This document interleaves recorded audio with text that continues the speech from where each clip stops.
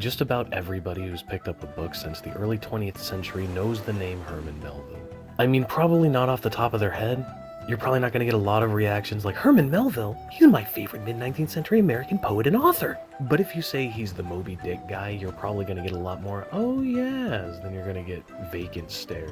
His whale story is such a classic that we even use the term white whale to refer to an elusive and difficult to achieve goal. Melville is famous for his adventurous seafaring stories about the majesty of the ocean and the rough and tumble seamen who brave its wrath to make a living.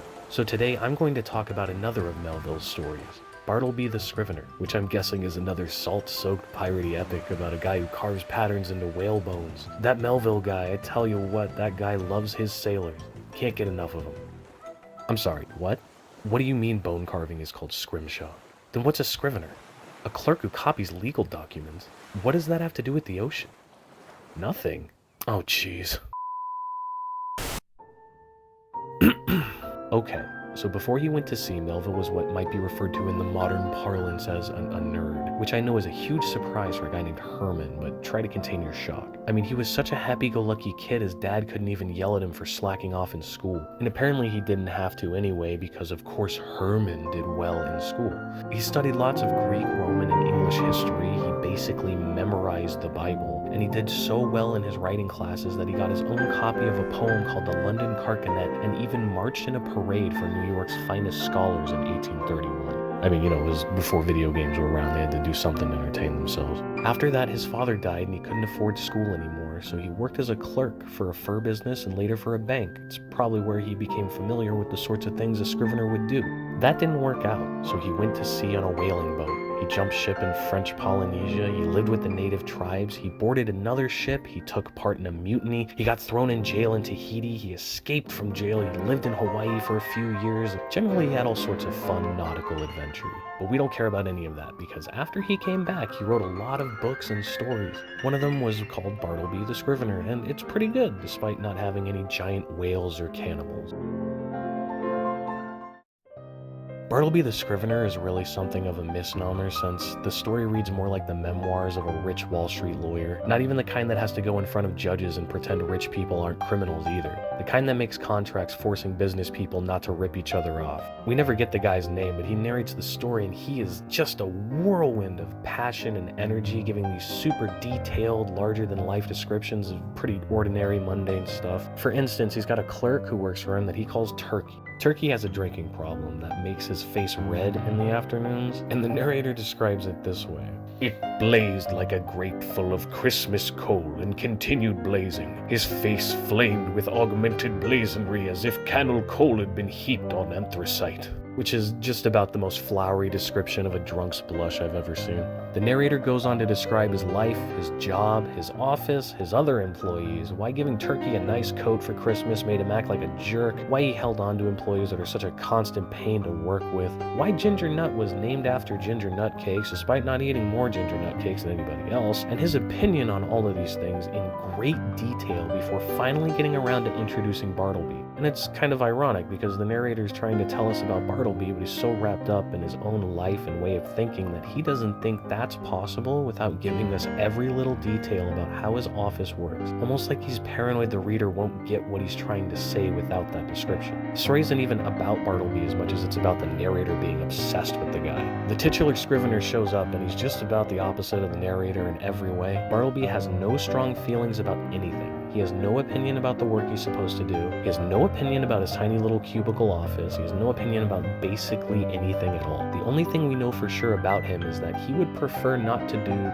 pretty much anything other than copying contracts. And eventually he prefers to not even do that. He repeats the phrase, "I prefer not to," so much that it becomes his catchphrase, like he's the most disappointing superhero in existence. It's really funny to watch the narrator try to grapple with Bartleby because the narrator cares about everything. He's obsessed with how other people see him. He even keeps Bartleby on his payroll just to prop up his own self-image as a nice guy. The narrator gives these big long speeches explaining why Bartleby ought to do what he says and should do what he says and eventually has to do what he says or else. And Bartleby always just says his little catchphrase, and the narrator is so flabbergasted he can't do anything about it and sort of gives up. Bartleby refuses to communicate in any substantive way and doesn't really seem to want anything beyond being allowed to live in peace. We see the whole story through the eyes of this lawyer who's so dramatic he's practically a Shakespeare character. I mean, listen to this.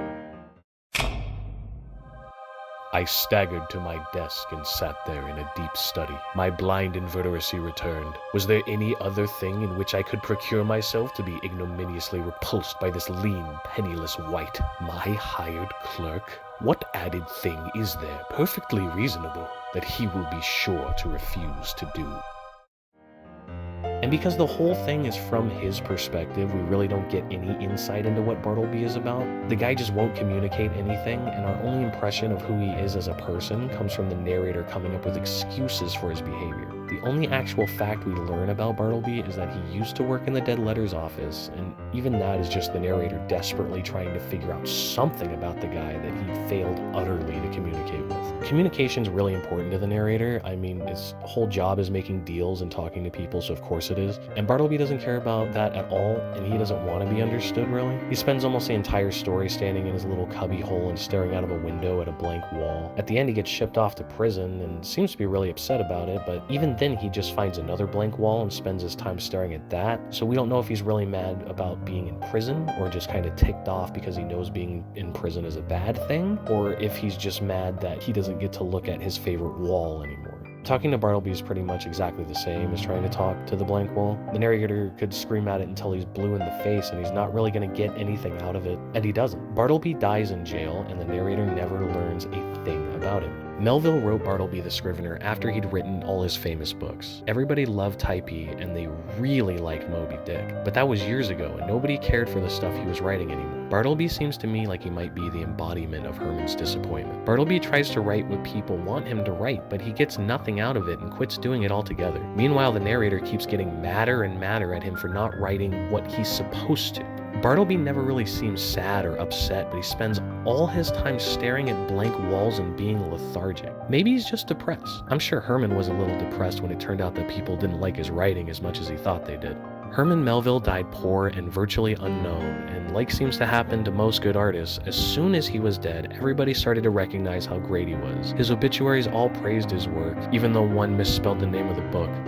Yeah, real respectful guys. In the 1900s, his work had a revival, and suddenly everybody started to recognize that the guy had a fantastic control of the rhythm of language and incorporated all these different characteristics from ancient legends, the Bible, Shakespeare, and poets like John Milton, the guy who wrote Paradise Lost. Just like Vincent van Gogh, Herman Melville was incredibly misunderstood because he was so far ahead of his time. And just like Van Gogh, once we all caught up to him, we were blown away by his talent and creativity. I'm sure a little of that praise would have made his life unbelievably brighter, but hey, better late than never, right, Herman?